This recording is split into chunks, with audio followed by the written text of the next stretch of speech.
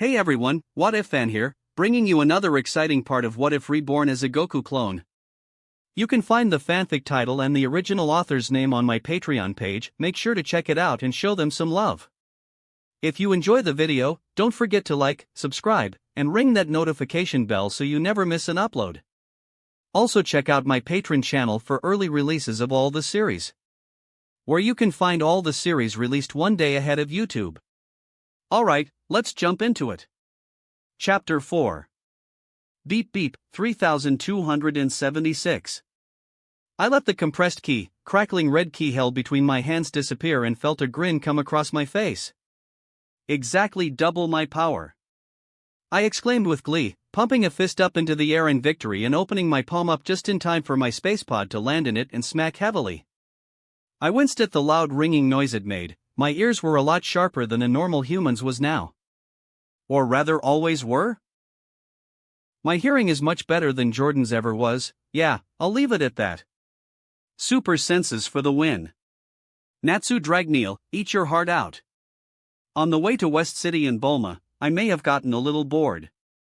And with the wide open space all around me in the sky, I decided what better place to test out a little theory of mine. A standard charged Kamehameha had given a battle power reading of 2,457 on my scouter. Whereas one of Jordan's favorite ki blasts, the Kamehameha the 10th, had reached 3,276 when charged with the same amount of time. Quite a big difference. The Kamehameha didn't pack as much power into it, but it was slightly quicker and much easier to control. When I started charging up the 10 times version, and the blue ki blast had trembled before shifting to a sparking crimson the same as my normal aura color, the thing had almost bucked right out of my hands. Better keep that on the back burner for now, I mused to myself. It's way too powerful to play around with when there's anyone within hundreds of miles, and I'm not that far off of West City. It's a major boon that I can use it no doubt, but I probably terrified all the other guys that were busy training right now. I mean, that blast right now was more than double the strength of Raditz. Right now, Piccolo the strongest besides me and my pet Cyberman wouldn't even be able to survive a second under that amount of power. Kamehameha the 10th is my strongest ki blast and my second strongest attack overall. I'm not surprised that the Dragon Fist is stronger. For one, the Dragon Fist has a separate pool of energy to draw on, one that lurks in the shadow of ki and very few people have access to. Magic Cack, neither myself nor Goku originally had the talent for magic itself. Actually, we still don't. It's just not possible for us. You're either born with the talent or you're not. And we weren't. The only reason we could use the Dragon Fist was because Kami had more or less bestowed the power onto Goku. And at the time I was made to mirror him, so I ended up receiving the blessing as well. That was something Jordan hadn't known. Goku had once been offered the position of Guardian of the Earth by Kami. He refused, but Kami had after that bestowed some of the energy from the Dragon Balls upon him, giving him the limited ability to draw on the magic that grew in the shadow of his ki. He may not have had the talent to use it himself, but an Namekian Kami who created the Dragon Balls was another story. Goku, and I by extension are connected to the Earth's Dragon Balls. Shenron will continue to exist so long as we do. I can only think Kami thought it up as a last resort when he planned on killing Piccolo during the World Martial Arts Tournament, and thus dying himself. The Dragon Balls would only become inert if he died so long as Shenron was connected to Goku's magic and ki. All in all, the Dragon Fist is basically using our power to summon Shenron himself as an ethereal yet corporeal body dependent on our own strength.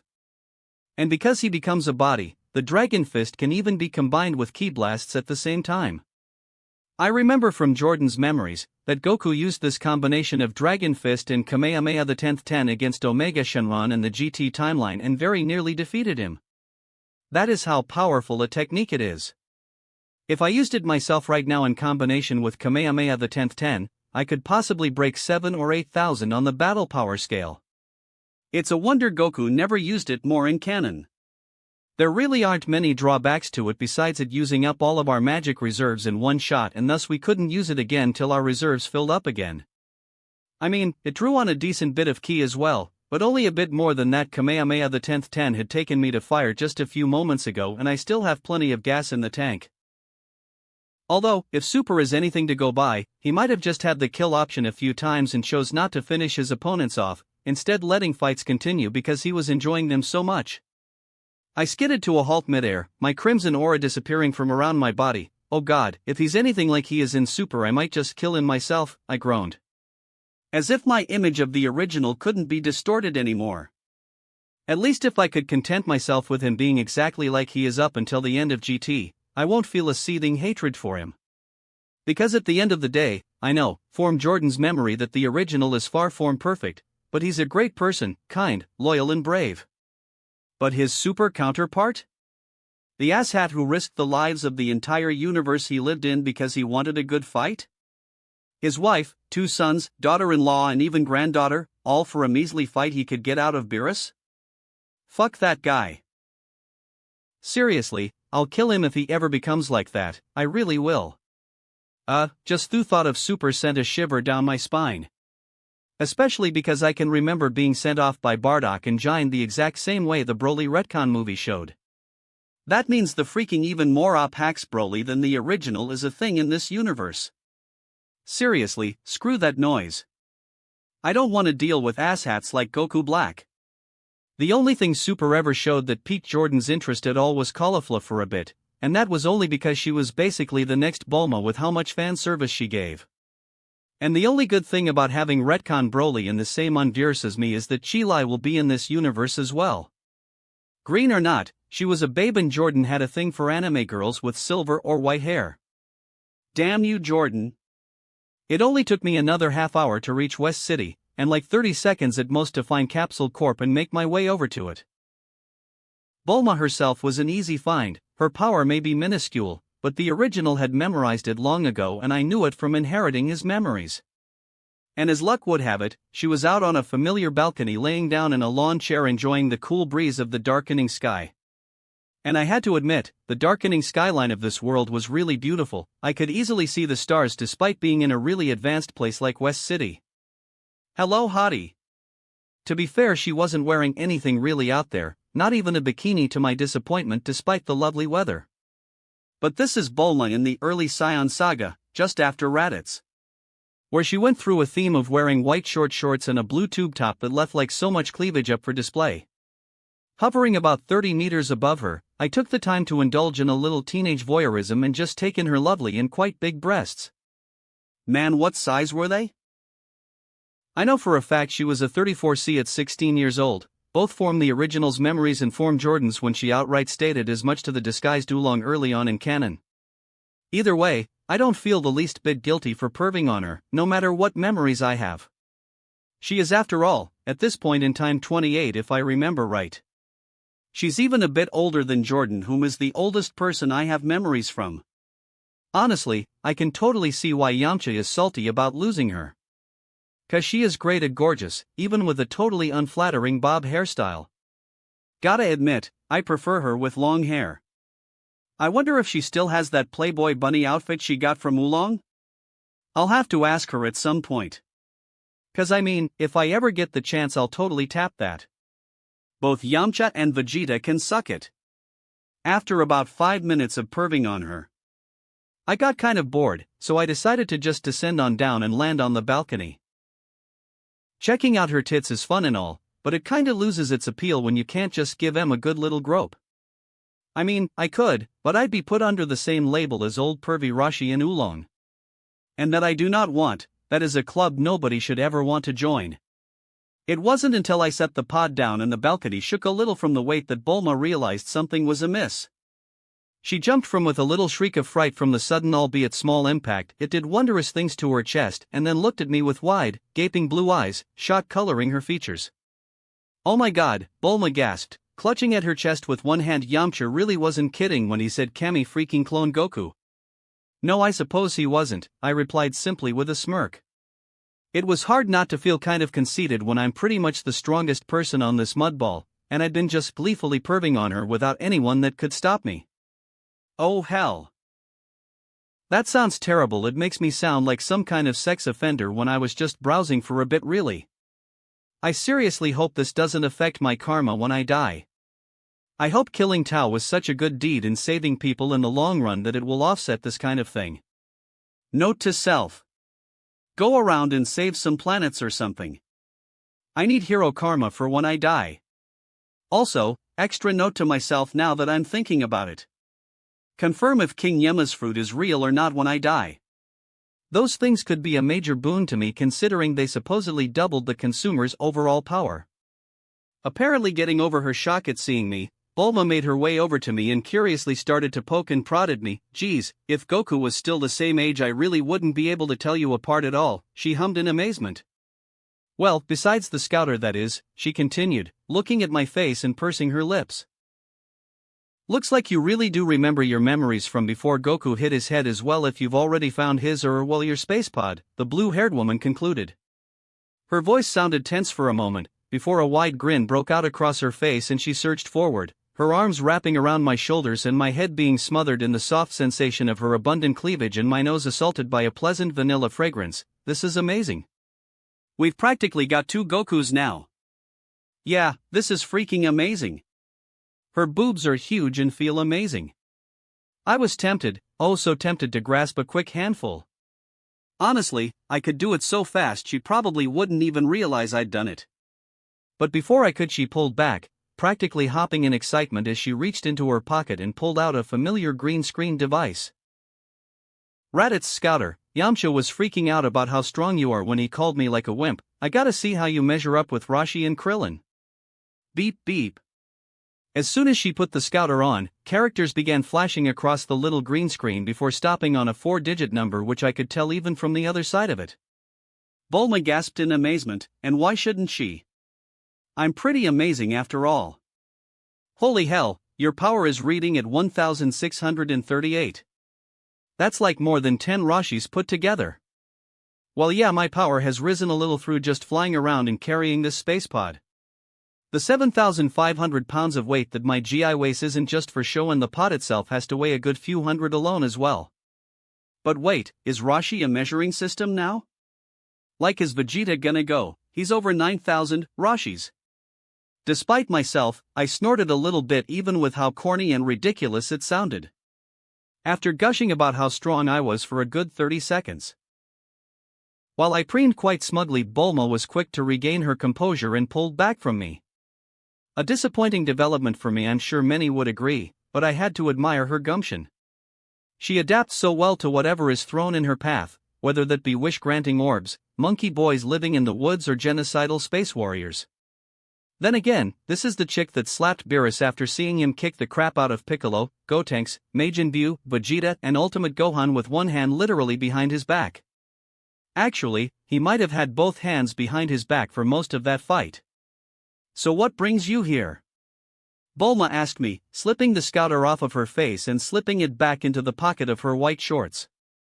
I assume it has something to do with that, right? She casually sat back down on her deck chair and inclined her head to the large spherical space pod resting at my side. Down to business then. I nodded. Yeah, I know a lot of things that you guys probably can't even fathom at the moment. I replied, I inherited all of Goku's memories, meaning that I remember our home world, our birth, things my parents talked about and even the information implanted within my mind like every other Scion child while I was in the gestation pod. Gestation pod?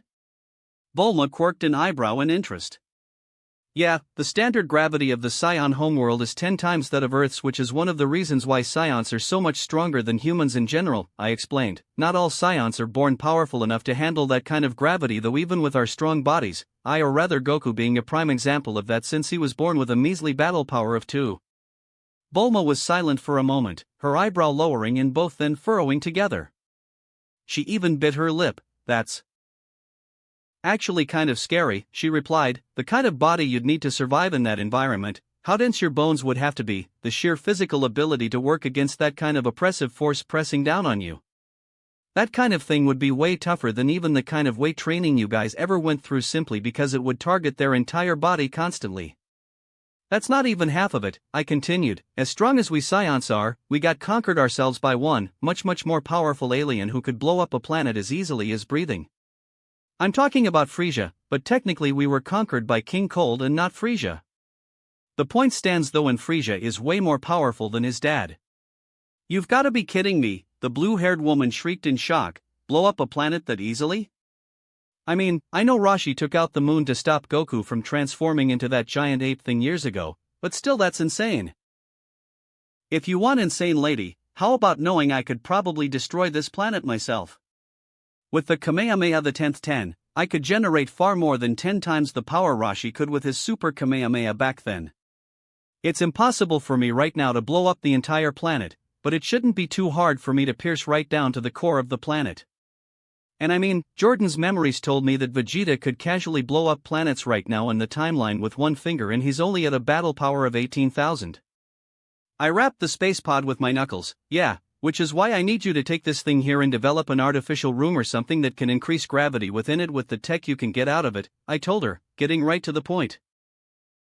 Wasting time when I'm not doing something enjoyable is a bother. I need to train myself to the limit, cause once I kill the 2 scions coming in a year, the head honcho himself will probably be interested in Earth and come take a look, and he's got a battle power of at least 530,000. W what? She shrieked again, this time jumping up to her feet from her deck chair and staring at me with wide, shock-filled blue eyes, mouth gaping open in disbelief. Raditz was only 1,500 and he smacked around Goku and Piccolo like they were a pair of weak brats. 530,000. That's like 5,000 Rashis. After saying that, she paused and quite noticeable shivered in revulsion.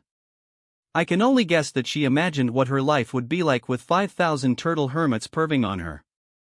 She had it bad enough with just the one. I of course casually ignored the panic I sent her into with my revelation of Frisia's first form's battle power.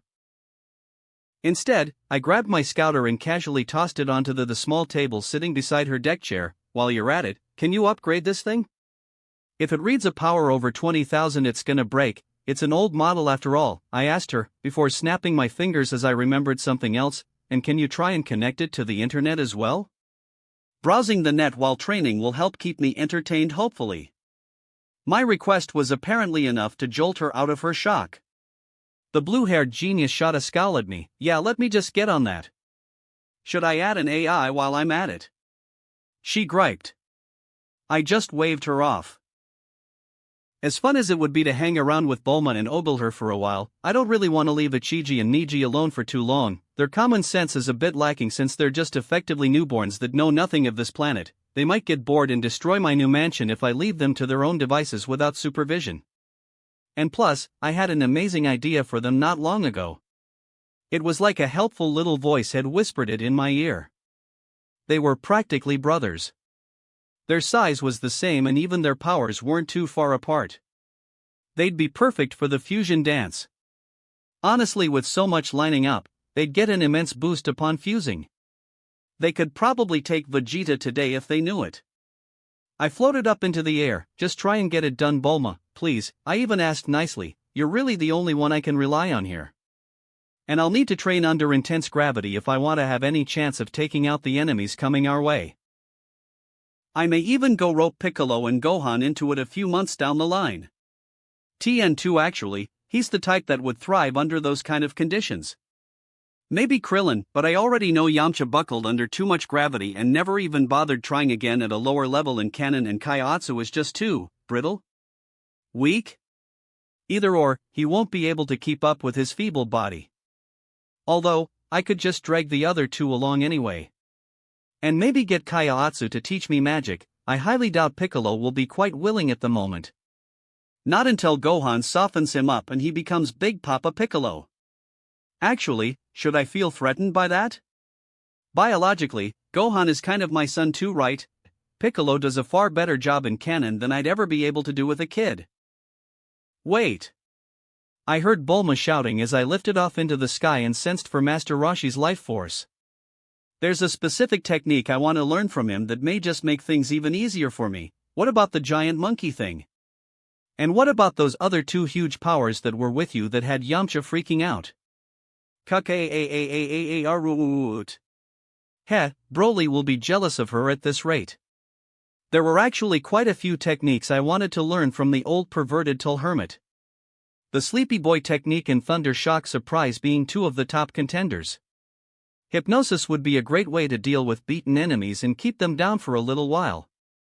But more importantly, I want to see if I can combine the Thunder Shock Surprise with the Kamehameha Wave and Kamehameha the 10th 10. From Jordan's memories, I know that Gohan has his own version of the Kamehameha called the Electric Kamehameha, but unlike what I'm intending for, Gohan seemed to just be a version that used the excess energy of his Super Saiyan aura to further power up a Kamehameha wave, and it was a golden yellow in color as well. But if I could create a literal electric Kamehameha the 10th 10? A Kamehameha infused with the literal element of lightning, I'll have a top-tier killer move. The Kamehameha the 10th 10 would be insanely powerful to be hit within of itself, but having lightning course through your veins as a secondary effect from being hit by it? I know using elements with ki isn't impossible. A basic ability for a Saiyan upon becoming an Oozaru is the ability to breathe fire. Note to self, remember how to breathe fire once I master the Oozaru form and then combine it with the Thunder Shock Surprise. Lightning Flame Oozaru roar in the house bitches. Even more importantly though, I grinned as I sped through the air towards where I could sense Master Roshi's power. Pump Up, the technique that basically let Master Roshi buff himself up and basically give himself a 1.5 times multiplier on his power. I'm fairly certain that it's the same technique used by Frieza and later down the line Vegeta, Goku and Trunks to create the Super Saiyan Grade 2. If I can master that form and take it even further, I'm sure I'll be able to get some insight into Super Saiyan 2 itself. I know from the memories I inherited that upon first transforming, Gohan himself buffed up a little bit, but not nearly as much as the others did in Super Saiyan Grade 2. I've got a hunch that the form is triggered by rapid compression of the energy used to bulk up for Super Saiyan Grade 2. If Ichigo Kurosaki is anything to go by, compressing your energy always makes you stronger. Maybe I should make a Zero Ki Blast? Or even a Getsuga Tensho version too. That'd be awesome. But how can I generate black ki and mix it in for that epic color scheme? Jordan always loved the Zeros from Bleak, even though it's basically just a finely compressed beam of power. What I have in mind for it is basically a two-fingered version of the Death Beam, not quite as fast as the Death Beam, but more powerful and covering a wider range. Aside from those, there are a ton of techniques I need and want to learn. The multiform technique for one will make life so much easier for me if I can split into multiple people at once and tackle multiple of my problems. Honestly, besides the main techniques from Roshi, this is the technique I most want just for the sheer convenience it will net me. On top of that, I want the Four Witches technique as well. The amount of help an extra growable set of arms will give me in future fights can't be underestimated. In canon, Goku and the rest got their hands caught up in so many grapples and ki beam struggles that it isn't even funny. Like, if Gohan had that technique against Cell, that final Kamehameha clash at the end would have been laughable easy for him. Also, another note to self, once I learn the Four Witches technique, make a four-handed version of the Kamehameha. With another set of hands I can probably compress enough ki into the Kamehameha the 10th 10 to double the power again, maybe. At the very least, the beam will be much more massive in size without losing power. To my surprise, Roshi himself was pretty much already standing out on his lawn waiting for me when I closed in on the island. He must have felt me coming, I mused, dispersing my aura from around myself and dropping lightly to the island below. It's quite extraordinary, Roshi remarked as soon as I landed in front of him, you look exactly like him at that age. Even your ki feels disturbingly similar. I actually thought Goku had been wished back when I first felt your energy a week ago. His hands were clasped behind his back and even through his sunglasses, who wears sunglasses at night. I could feel quite an intense gaze on body and even my ki. I could practically feel him prodding at my ki with his own. Looks like I'm dealing with the actual Master Roshi right now and not pervert Roshi. Sometimes, it was hard to remember with how much of a fool he played, that this man is over 300 years old and is quite possibly the most celebrated martial arts master seen in the entire Dragon Ball franchise. Besides the likes of Whis. He has so many techniques it's unreal, and even if it is a total S-pull, he managed to become relevant in the Tournament of Power despite how weak of a base he had to start with in preparation. Roshi has a base power of 139 and he didn't train at all until just slightly before the tournament. Krillin and Tien and the like being relevant were S-pulls in of themselves, but at the very least, Krillin being low-balled hard should have had a battle power of around 500,000. And Tien, since he kept training constantly, was probably between the 5 and 10 million range. So while they would never be matches for the top contenders of the team, it is nowhere near hard enough to think that they can stand up to the weaker fighters of the other Universal teams, because they still could have beaten Namek Saga First Form Frisia, who basically ruled the universe at one point. Jumping from 139 to being relevant is pretty insane though. Especially since he done better than both Krillin and Tien and even took on freaking Frost to my knowledge. Hell, I'm still fully sorting through all the knowledge of canon and different universes and such that I got from Jordan's memories, but I also distinctly remember Roshi taking on freaking Jiren in the manga. And Jiren was smacking around Goku, who had the equivalent of Super Saiyan Blue 2 in that universe, or at least Super Saiyan Blue Grade 4. A Super Saiyan by any other name is still a Super Saiyan form. I don't know why the naming of the forms got so stupid after Beerus showed up, but then everyone in general for the most part came off as stupid. Seriously Jiren, grow up you freaking Chu-Uni bastard. Everyone's like a broken record, you've all just basically said the same thing to me the moment we met. I rolled my eyes. Yes, I know it's natural for them to be stupefied by me being a clone and all of their precious Goku, and them being quite in awe of me is expected, since in my own humble opinion I'm rather awesome, but it's getting old fast. The only one so far who hasn't made a big deal about it is Piccolo. And well, he's freaking Piccolo, I'm here for a reason. I expected as much when I felt you coming here specifically, Roshi replied, you can't have the Dragon Balls. He continued flatly. Huh, I actually forgot they were here. Wow, a hard denial of something I really wasn't here for in the first place. Though thinking on it, it's not like Goku will actually be needed for the Saiyan Saga. Even if I just continued training as I am right now and made similar gains for a year as I had in this week alone since I started training. From my last check on the Scouter, I've gained 582 in battle power since I started training. That's an average of around 83 per day. In a full year, 365 days, well I'll subtract a week, so 358 days. If I gained an average of 83 battle power per day for 358 days, off the top of my head, that's a bit above 29,000 or so battle power in total. Maybe closer to 30,000. I'd be far stronger than Vegeta, and that's not taking into account my plans of getting at least one Zenkai like I did with Tien with my remaining Senzu Bean and my plan to use the Ultra Divine Water. Vegeta wouldn't stand a chance against me. And I'm planning on getting much bigger gains through gravity training. Goku got thousands a day on his trip to Namek and Canon, I'm hoping for the same. I'm not here for them, I replied just as flatly, although I may have bared my teeth in annoyance. There's nobody that could really stop me from taking them, but I want them for a possible revival myself if I die taking the Ultra Divine Water. I'm fairly sure I'll survive it, the original did, and my body is way stronger than his, but there's always the chance. No matter how tempting it is to wish for a bunch of King Yema's fruit or seeds from the Tree of Might. I'll wait till I meet Porunga to wish for those. Then I'll hip thrust Frisia in the face. Speaking of dragons, I need to check and see if the Black Star Dragon Balls are a thing in this universe. If they are, I need to figure out what to wish for with them and plan out in advance so I can get them before Earth goes kaboom. And maybe change my link from the normal Dragon Balls to the Black Star ones if possible. A Dragon Fist using Ultimate Shenron should be way more powerful than the normal variation. Ugh, I groaned in annoyance. So much to do. What is it? Roshi asked me, bushy eyebrows raising up above his sunglasses. I've got so much to do before the other Saiyans get here. Seriously, it isn't even funny how much training I'm going to need to do, and not just for them, but to take care of their damned boss as well, who's like 500 times stronger than me as I am right now. More like 12,000, I don't even want to do this crap, man. But I can't just risk it and leave it to freaking Goku either, because that dumbass barely even beat Raditz, and that's with giving up his freaking life to do it, with help. And Raditz was only worth about 10 of you. The guy I'm preparing for is worth like 5,000 of you all compressed into a tiny evil wine-sipping galactic tyrant. Ha! I released an explosive sigh. It's unfair, these guys don't need to worry about if their presence fucked up the timeline and the fear of the overlooming threats on the horizon. Blissful ignorance at its finest.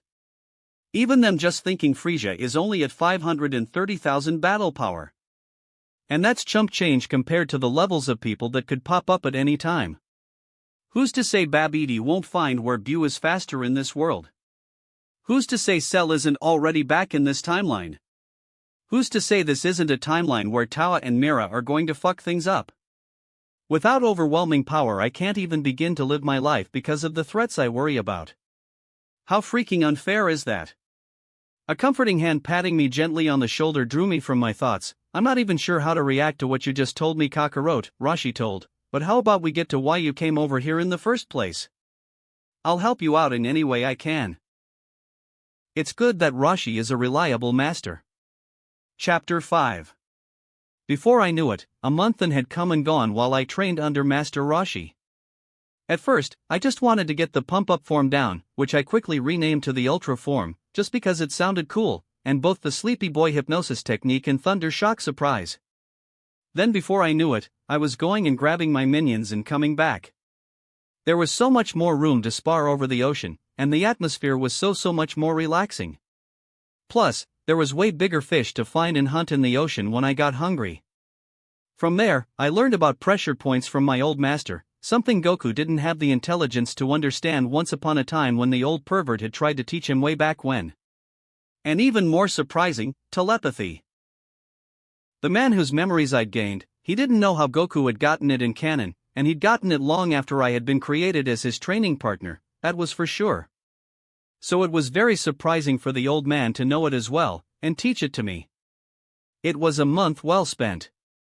I could have pursued a few other avenues that would have let me get stronger quicker after learning the techniques I wanted, but I found the atmosphere around Kame House as I trained almost tranquil despite the constant violence I was embroiled in. If anything, the months spent training under the Turtle Hermit, it was relaxing, and let the massive burden of weight that had been hanging over my shoulders slip off. You sure are something, Rashi commented, looking up from his porno magazine as I dropped from the air, landing on the grass of his small island.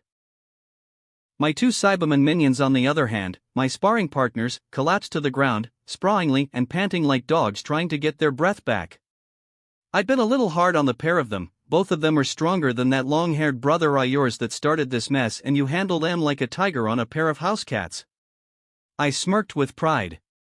My power had exploded in the last month.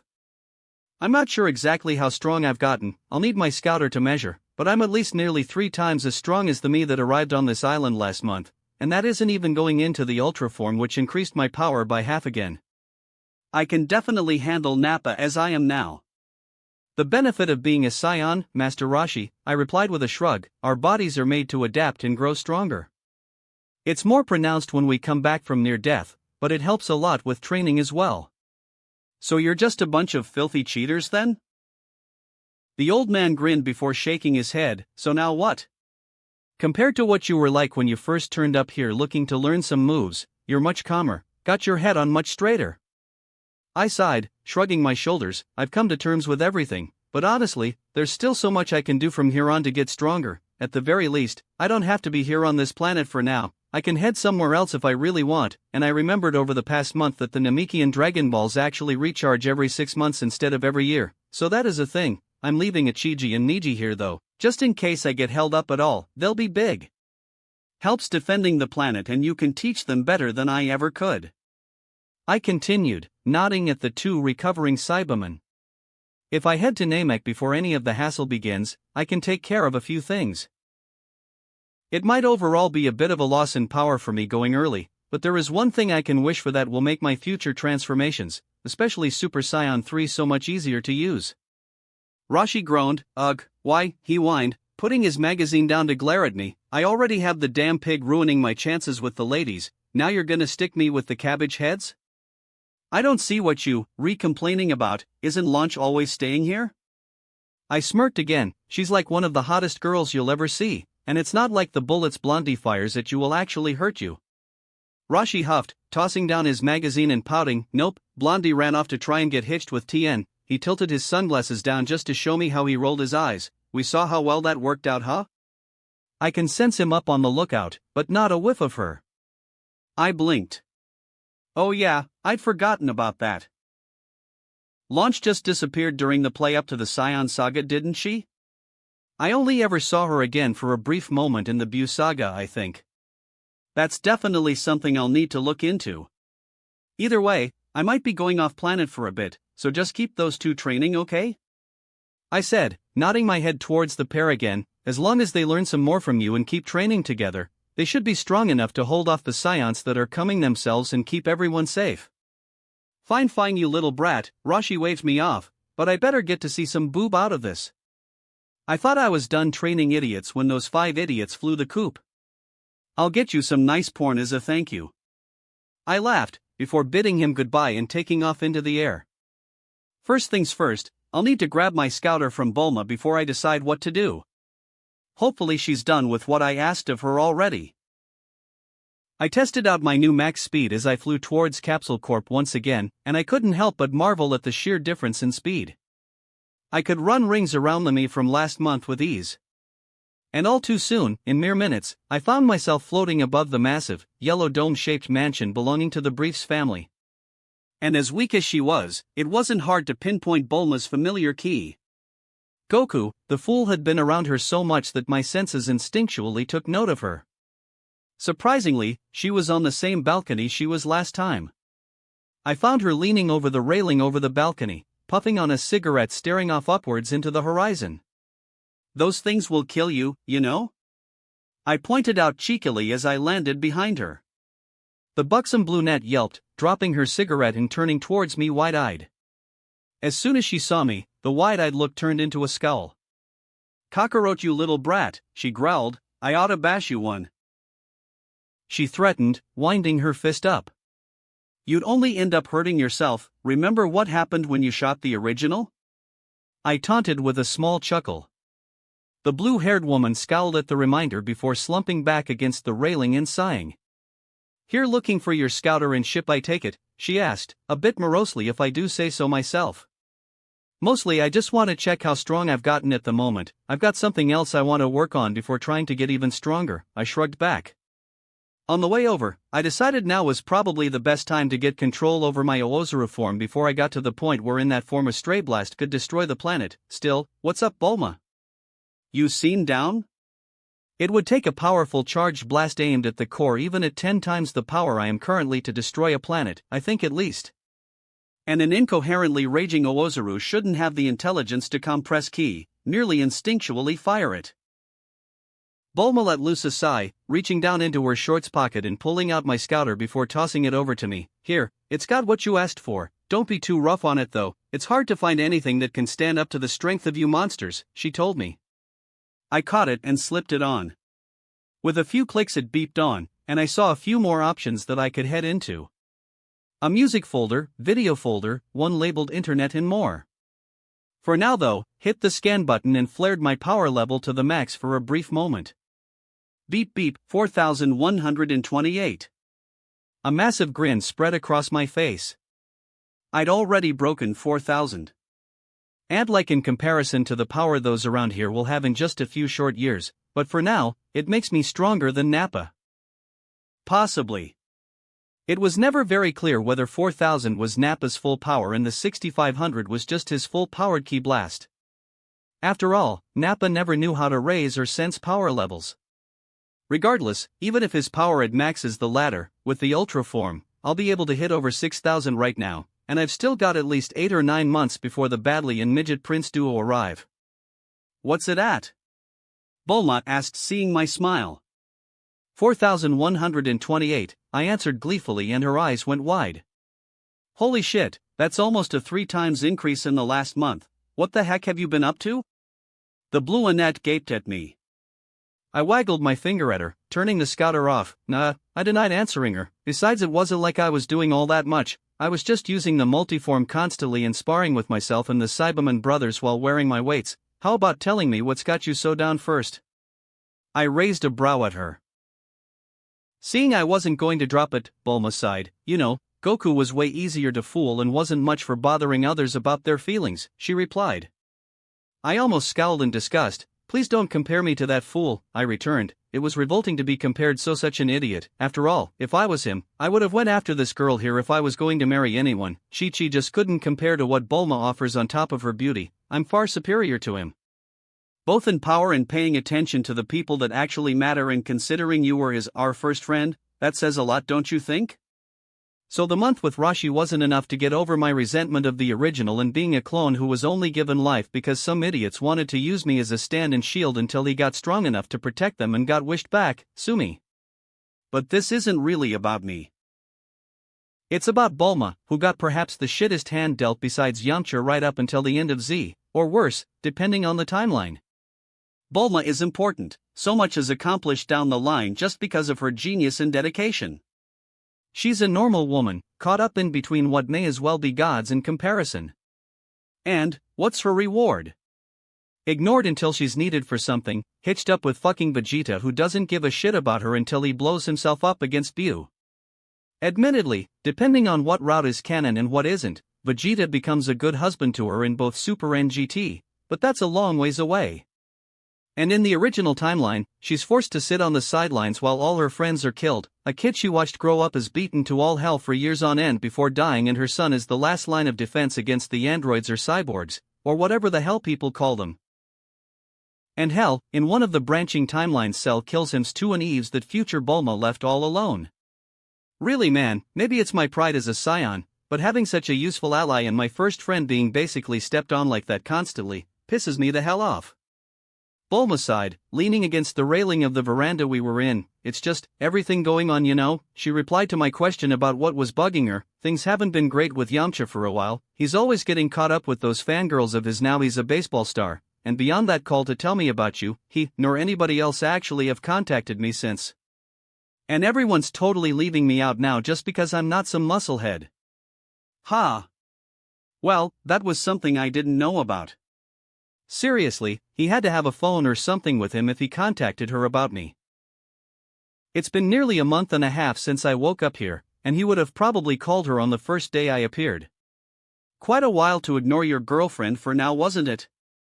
Yamcha's never been the most well-thought-out guy, I shrugged. If you called him up and told him about the problems between you both, he'd probably try and put in more effort. Bulma scowled, crossing her arms under her prodigious bust. I got on at him all the time about the fangirls he loves to dote on, but he never changes about them, she spat, before shaking her head. Besides, I shouldn't have to tell him these things. We've been in a relationship for years, but it's always felt like I'm the only one trying to make it work. Well, I had to give it to her there. Then dump him. It's not like Yamcha's the only one you could ever get with, I replied easily. I'm so not one for relationship drama bullshit. If someone is wasting your time, then why bother with them? If they don't care enough to put in some work themselves, they're not worth it. You're rich, hot, and probably in the top 5 smartest people on this entire planet. Bulma bit her lip at my words, but nodded hesitantly in agreement. That is true, she murmured, before her gaze sharpened and she looked at me weirdly. Wait, did you just call me hot cockroach? I thought you guys knew nothing about sex. Hell, even when I asked Goku about how he and Chi-Chi did it to make Gohan, he didn't even get what I was talking about. I scowled at the reminder of that dunce. Disregarding the memories I received from that other man, as Kakarot, I had gained full functioning knowledge of sexual reproduction while within the gestation pod. Honestly, I cannot understand how that dunce never learned about sex early on, considering how pervy Grandpa was, not to mention Master Roshi. Didn't I tell you not to compare me to that idiot? I crossed my arms. Despite my tone though, Bulma just smiled widely. Well, so since you're basically the same as him, just much smarter, that means even Goku was never immune to my looks, huh? The busty blue-annette giggled before giving me a sly wink. I wonder how traveling with him would have went if he was like you and never lost his memories. I rolled my eyes, but allowed a smirk to grow on my own face. I can't speak for him, I shrugged, but if it was me personally, you wouldn't have had to worry about that boyfriend crap you were so obsessed with back then. Bulma blinked at my words before going wide-eyed, a slight flush spreading across her face. Wait, seriously? She goggled at me. Seriously, serious, I replied shamelessly. Like I said before, you're rich, smart as hell, and as hotter than the surface of the sun. And you are, or rather were, Goku's closest friend besides Krillin, though I personally prefer you more. If I was going after a girl, it would be you I went for before anyone else. Bulma continued to stare at me wide-eyed for a few moments, her cheeks getting progressively darker before she squealed lightly and slapped her cheeks. Ah. I've got no idea how to react to that. She shook her head and growled at me. Why'd you have to go and say that, you brat? Now I won't be able to stop thinking about it. My smirk grew. Fine with me. But how can you expect anything else? You should remember how many times I've seen you naked. Quite a few memories came to mind. From the original taking off her panties, to walking in on her in the shower, various things like that. The main one my mind focused on right now though, was when we were dealing with General Blue and getting an up-close view of her in nothing but her red tube top and thang wiggling her big, round ass around. It had made even the original feel all tingly inside, though he hadn't realized what that feeling was. Goku might not have ever understood it, but Bulma was right in deducing that even he had been attracted to her back then. "Oh, you little perv," she snapped out of her embarrassment quickly. Bulma shook her head and pressed a hand to her forehead. "This is a lot to take in, you know?" And there I thought I didn't need worry about being embarrassed about any of that because Goku didn't understand it at all. "Trust me, you've got nothing to be embarrassed about," I replied, giving her a blatant once-over with my eyes, making sure she saw them lingering on her abundant cleavage. Bulma rolled her eyes, but didn't shy away at all, didn't block my view in any way and didn't even reprimand me. "Out of curiosity, do you still have that bunny outfit you got from Oolong?" I asked. I always loved that outfit on her. "Oh man, you really are a perv, aren't you?" "Here I was just calling you one for a joke," Bulma groused, shaking her head, "and I do actually, it's in the back of my closet," she answered, nonetheless. "Good to know for future reference." I nodded, very, very pleased. She arched a brow. "Oh, and why is that?" She raised an eyebrow at me. "You think I'll wear it for you?" "Hopefully," I replied shamelessly again. "Beating around the bush is not in my nature. If I want something, I'll go for it. Your relationship with Yamcha looks to be dying. You might be able to fix it, but if I'm being honest, I hope it fails so I can go for you myself." Despite the situation, Bulma snorted out a little laugh, before outright chuckling. "You know, as flattering as that is cockroach," she began, "even if I do break up with Yamcha, I'm 28 years old, and you're what? About 15 at most memory-wise. Good points in all honesty." "Irrelevant, despite Goku growing up here on Earth, we are not humans. I'm a scion," I replied. "Besides I have the memories of a full-grown man as well. We're a warrior race. Age means nothing to us when it comes to relationships. We go for the best partner, and here on Earth, your top of the pyramid, technically 18 is still around, but what 18 provides in strength, Bulma more than makes up for with her genius. Her intellect and abilities as a scientist are massive type of strength themselves. Besides, it's not like 18 can pass on her abilities to offspring." "Well, nothing I can say to that at least," she shrugged, though there was a certain coyness to her tone, and a little proud smile on her face. "How about we table this discussion for now and get to what you came here for?" "Yeah, I already had the scouter. Now, I needed to see about my space pod in the gravity chamber." "Fine with me, I'm polite enough at least to not try and make you my woman while you're already with another," I replied. Something about being a scion made things like this seem so simple and not worth beating around the bush. "Sure, why not, let's go with that," Bulma laughed lightly. "But, as far as the real reason you're here for is going, the gravity chamber you wanted isn't quite done yet." Putting aside the situation with Bulma, I frowned. Too bad," I replied. "It had only been a month after all. I wasn't sure how quickly they were made in your memories of the future, so I couldn't even guess a rough estimation of how long it would take." Bulma quickly raised her hands. "No need to look so disappointed. Geez, you look like somebody just told you your puppy was ran over," she said. "It's not far off, and if it was just the gravity chamber, it would be done already, but I've had a feeling you'll be going off planet, so me and my dad have been using your space pod to create an all-new, much larger ship, and it will have the gravity chamber within it." Excitement filled me then. I thought I would need to just use my space pod and sleep on the journey to Namek, but with this, I can actually train while I go, just like the original did when he went off to Namek. A massive grin spread across my face. "That's amazing, Bulma," I gushed, and unable to contain my excitement I bounded over to her and swept the taller woman up into a great big hug, lifting her up into the air. "Oh oi. Watch the hands, you little perv." Bulma banged on my shoulders, and that was when I realized my hands were sinking into something large, round and delightfully jiggly and soft. I let go of her lovely ass and set her down. "Sorry, my hand slipped." I apologized. It was actually all instinct after all. Bulma snorted, narrowing her eyes at me and reaching down to clasp her ass in both hands. "Sure they did," she drawled sarcastically, before she reached out and bonked me atop the head. "Like hell I'd believe that after what you just came out with a minute ago." Especially after you just spent a month with that perverted turtle hermit. Chapter 6. 1 week. That was apparently how long it was going to take Bulma and her father to finish up fixing my new spaceship. While it was a bit vexing I couldn't just jump in and head to Namek already, it wasn't that big of a deal really. Especially since it left enough time for me to finish up with a few things I haven't yet taken care of. Admittedly, they weren't quite up there with what I wanted to achieve by reaching the home planet of the Namekians, but they were worth going for and things I would be hoping to accomplish regardless even when I was done on planet Namek. Mastering my Oozera form since until I managed to reach Super Saiyan, that 10 times transformation boost would be vital. And secondly, taking a shot of the Ultra Divine Water. It might be a bit silly of me to attempt it, since there was a risk of death. But quite frankly, surviving it has nothing to do with being kind or pure of heart or any of that wishy-washy nonsense. It was willpower and endurance that was required, and since the original managed to survive, I'm very sure I will too. Either way, both of my goals in this week will be accomplished in roughly the same area. First, I need to head to Corinne's tower to get the Ultra Divine Water, and once I'm done there, straight up to Kami's lookout to use the Room of Spirit and Time, otherwise known as the Hyperbolic Time Chamber. In there, I can safely train my Oozera form for as long as 2 years if needed, not that I think it'll take that long mind you. The trip from Bulma's to Corinne's didn't take very long at all. Even thousands of miles away, at a leisurely pace I made it there in a half hour. Yo, Corinne greeted me over the railing from his tower as soon as I got close, raising a stubby paw into the air and waving it at me. Back already, kid? He asked.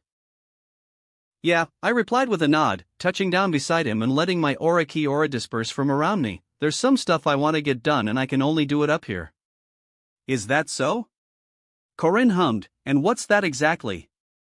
I've been keeping a close eye on you since you left here, boy, and your power has risen scarily fast. Quite frankly, you are by far the strongest fighter on this planet currently. And I get the feeling you aren't anywhere near done yet. As expected of Corinne. I want the Ultra Divine Water, I said, getting right to the point as I stared down into his slitted eyes. Corinne raised a brow. Oh, he made a sound of interest. Going for all the stops, are you? Bit of a gamble though, innit, kid? Goku might have managed to survive, but no guarantees you will, he pointed out.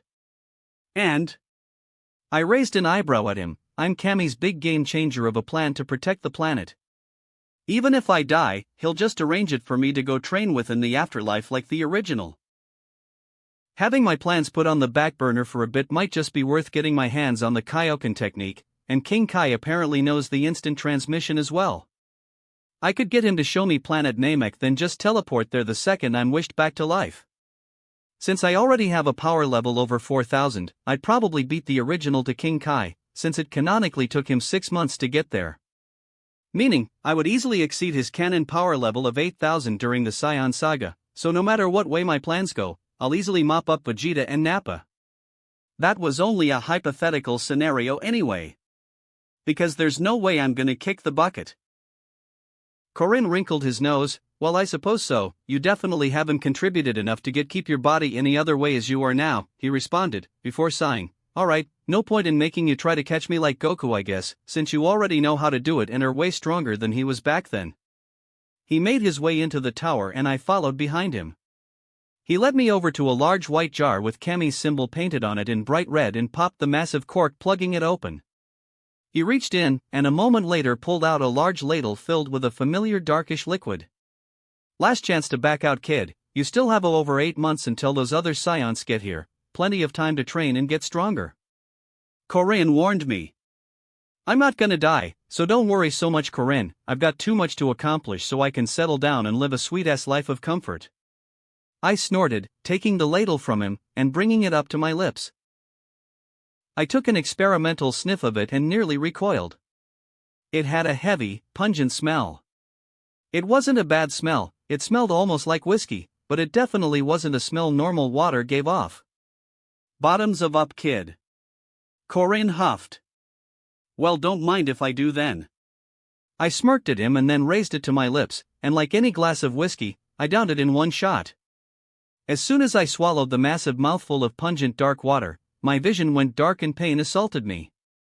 Pain, so much pain. It felt like my nerves were alight with flame.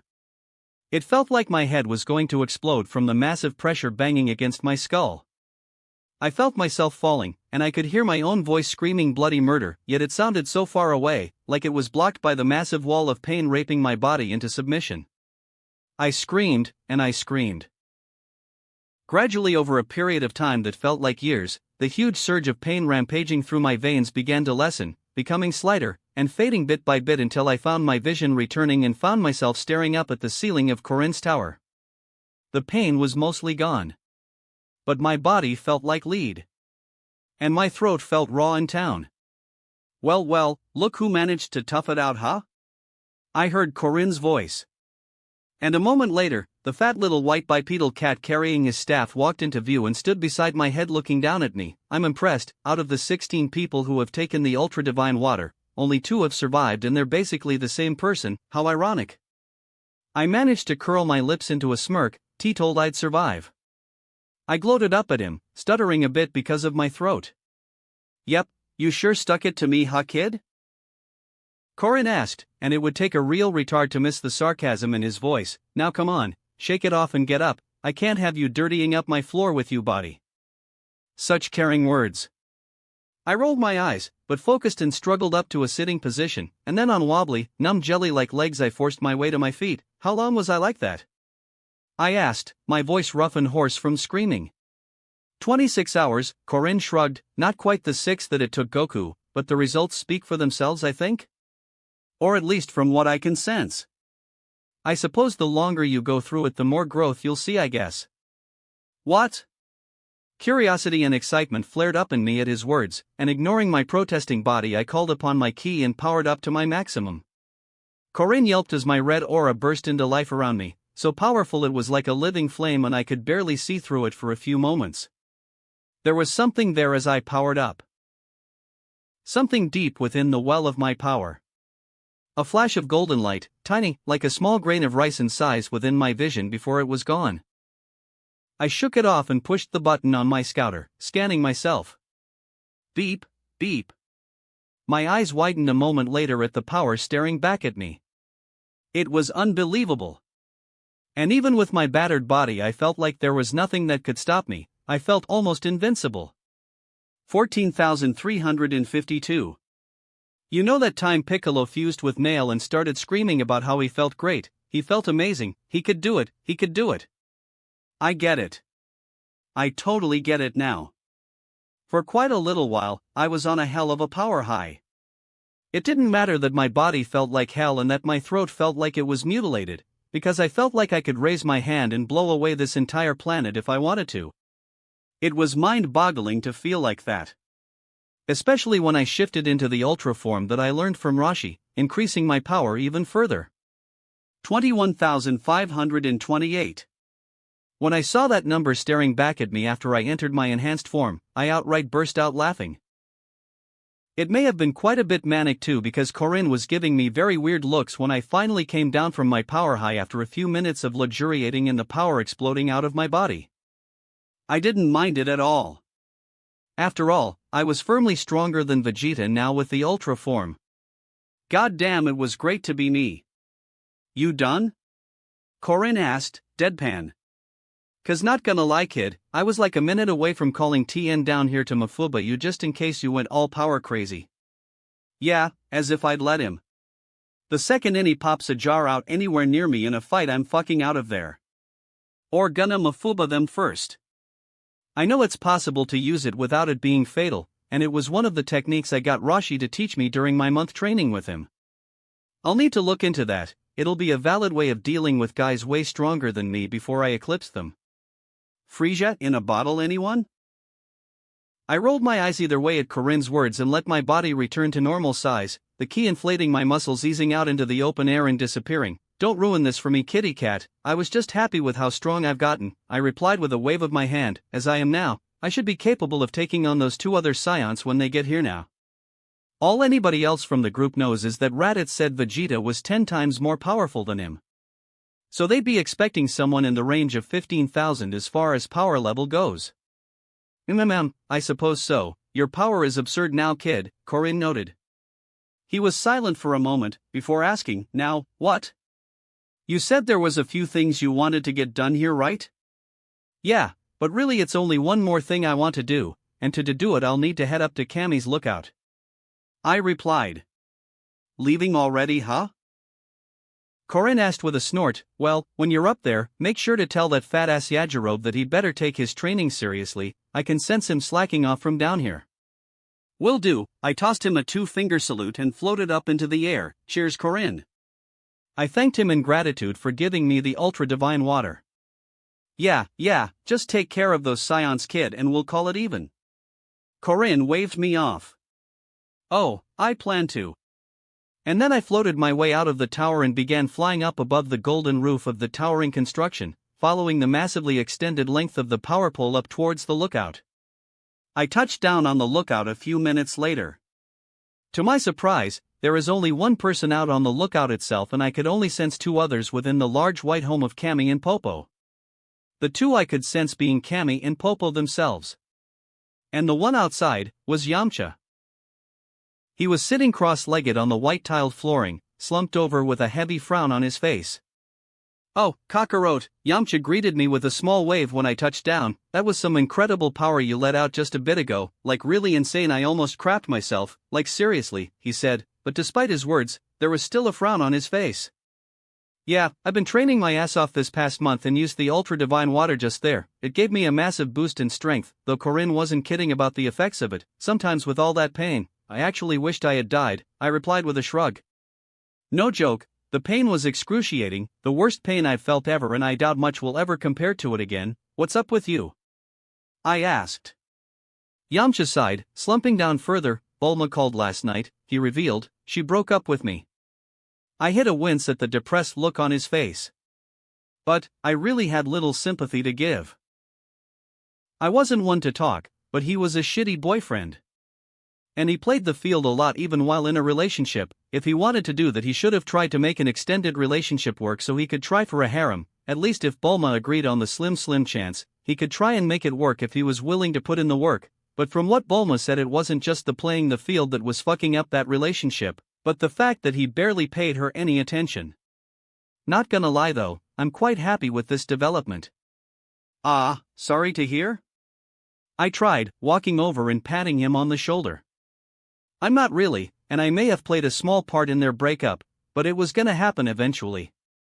And it was still the bro thing to do, at least, giving him my condolences, even if he isn't really my friend and more Goku's than mine, since I barely had a single conversation with the guy." "Thanks." Yamcha accepted it easily enough before sighing again. "Ultra-divine water, huh? Maybe if I took that and got strong enough, she'd take me back? What kind of logic is that?" "Well, actually, I guess since Bulma is into the bad boy type, it could get a bit of interest from her, risking his life like that for a power boost." "Maybe? Honestly, I'm not sure. I mean, you can try, I guess?" I shrugged. "Keep in mind that if you can't endure it, you're gonna die." Yamcha scratched at his long black shaggy hair in frustration. "I gotta do something, man. My girl has dropped me and I'm falling behind Tien and Krillin up here. Even Yajirobe and Kaiotsu are catching up to me." "Have at it if you want, mate," I shrugged. Either way, it was up to him. "Speaking of, where are they? I can't sense them at all." "Oh, they're in the pendulum room sparring against those two scions from the past that keep cleaning our clocks," Yamcha replied. "Low-class scions, my ass. Just one of them stomps all five of us constantly. No way people that strong can be considered low-class." I was tempted to point out that from what I remember of the information provided to me by the gestation pod, that any scion with under 2000 battle power was considered low class, 3000 was mid class, and only hitting 4000 let them get to high class.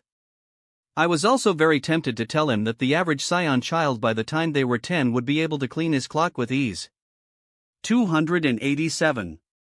His power wasn't exactly that impressive from what my scouter is telling me right now, even after a month of training up here. "Yeah, you know what? I'll do it." Yamcha jumped to his feet and pumped his fist into the air. "I'll take the ultra-divine water and then I'll get super strong and come back up here and smack those two scions around. Then Bulma will have to take me back when she sees how awesome I am." And before I could say anything to him, he powered up, a billowing white aura surrounding his body, and he shot into the air and flew downwards. "Thanks, Kakarot," he shouted back to me. What the hell? I stared after him, bemused for a few months before shaking my head. Well, whatever, none of my business. I turned on my heel and made my way towards where I could sense Mr. Popo and Cammy. It's time to get my raging monkey under control. Oh my, Popo gasped when I found him watering some plants within the large building a minute or so later, turning to me with wide eyes. It has only been a bit over a month, yet you've grown so much. I have the knowledge to take advantage of what I was born with, I smirked at him. This is nothing, really. Compared to some of the things out there, I'm slightly larger a tadpole in a tiny little puddle. Now that I've had time to come down from my power high, I can admit it with only a little bit of a hit to my pride. Popo looked me in the eyes unblinkingly. I honestly forgot how creepy that stare of his was. So what brings you here, Kakarote? Just a month ago you couldn't contain yourself and left here as soon as you could. That was because this place pissed me off when I first woke up. I've managed to come to terms with a lot of my baggage on being a clone of that idiot Son Goku, even if it still pisses me off a bit. I'm just going to deal with it with a healthy dose of dabbing on him and getting stronger than he ever will, and cheating my way there in ways he would refuse because of his retarded mentality. I need to use the hyperbolic time chamber. I replied simply. I see, Popo nodded. Are you sure? While you have not personally experienced it, you were active when Goku went in there originally. He barely lasted a month if you recall. That's fine, I'm far superior to him anyway, I replied with a scoff. Now, can I use it or not? Popo shrugged. I see no reason why you cannot. Follow me. He set his watering can down and bid me to follow him. I did as, falling into line behind him. You know how it works, correct? Popo asked as we walked. Yeah, 1 day out here equals 1 year in there. There's food and a living space all stocked up, and the deeper you go and the more miserable the conditions. I rattled off from memory. That is correct, yes. Popo nodded. We continued on in silence from then, and a few moments later I found myself standing outside an unassuming plain brown door at the end of a hallway. Here we are. Popo gestured to the door. Now remember, you can only stay in there for a maximum of 2 years before the door disappears forever. There should be enough food you alone to last that long if you desire to spend the full time in there. Yeah, as if. Fuck wasting 2 years of my time with fuck all to do but training. Even going in just to master the Oozuru transformation is going to be tedious enough as it is. Got it, I nodded. I'll see you when I'm done. I told him, before making my over to the door and pulling open, then stepping inside and closing it behind me. I found myself stepping into a luxurious living area that opened up into a massive, expansive white void that just went on and on. Fuck, this place is creepy. I noted, staring out into the void. Eerie as fuck too, since it was just completely silent, not a sound. Not even that slight ringing sound you could sometimes hear when everything was totally silent. Welp, no time like the present. I stripped out of my clothes, leaving myself buck-ass naked, and swaggered out of the living area. As soon as I did, a heavy pressure pressed down on my shoulders. If it were any of the others, they'd probably buckle under the sudden increase of gravity. But, after a few moments, I found it easy enough to move.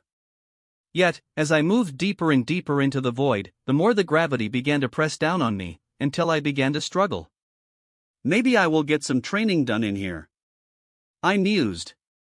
With my weighted clothing, when I actually wore it, and the increase in gravity here, I should be able to grow quite a decent bit between training to master the Oozuru form. First things first though, since I'm gonna need to go much deeper into here, I need a beacon to stay around my living space so I can use my ki sensing to return to it. With a surge of my ki, and a flash of light, a copy of my body phased into existence, exiting from my body and took up space in front of me. Weirdly, as I looked myself over, I noted that I was a bit bigger than I was before. At least 2 inches taller, and my musculature was larger. Still pretty short, mind you, but roughly a tiny bit over 5 foot now, maybe? Not bad, huh? My clone smirked, reaching down to grab his limp dick and giving it a little jerk, and slapping it off of his thigh with a loud thudding sound. I mean, it was a bit above average already, and not that Pee-wee Dick the original loved to show off all the time, but the little growth spurt the ultra-divine water forced us through made us pretty big. We've got a sweet-ass future ahead of us, huh? God, I'm a cocky asshole, just go back to the fucking living space already. I ordered. I'm tempted to punch this smug handsome bastard in the face. Yeah, he waved me off uncaringly. Have fun running around as gigantic ape, I'm gonna go jack a few out and relax. Fuck you. I punched him in the stomach hard while he wasn't paying attention to me, dropping him to his knees and making him cough out a spray of saliva. Put our fucking clothes on when you get back and do some fucking training. The more we get out of this, the more we can get from Guru later, and then the less we need to work our asses off further down the line. Eat shit, fucktard. My clone flipped me the bird. I lashed out, smashing my knee into his face and sending him soaring through the air back towards the living space. Fucking twat. I panted, and just now noticed that with my power split in half, the gravity was even harder to move around in. Well, shit. I guess at the very least it will make the training I do in here more lucrative. Yay me, I guess. That wraps up this part of What If Reborn is a Goku clone. Thanks so much for listening. As always, new parts drop every 4 days, so be sure to stay tuned. Also check out my Patreon channel for early releases of all the series, where you can find all the series released one day ahead of YouTube. If you enjoyed the video, don't forget to like, subscribe, share it with your friends, and please consider supporting the original author as well. See you in the next one.